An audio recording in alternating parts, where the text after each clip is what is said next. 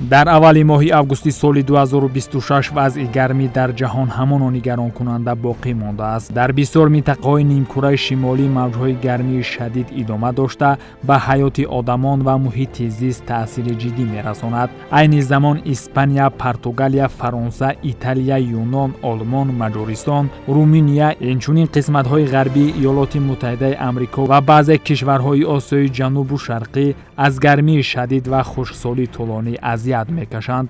Дар Фаронса ва Испания гармии шадид хатари сӯхторҳои ҷангалро афзоиш дода, ҳазорон нафарро маҷбур кардааст ки минтақаҳои хатарнокро тарк намоянд. Дар Аврупо таъсири гармӣ ба саломатии аҳолӣ низ ҷиддӣ арзёбӣ мешавад.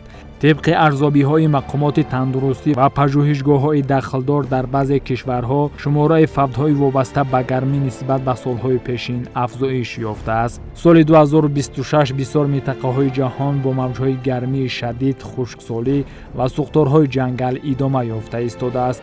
کارشناسان هشدار می‌دهند که در نتیجه تغییرآبی اقلیم احتمال تکرار و شدت گرفتن چنین پدیده‌های آب و هوایی بیشتر خواهد شد.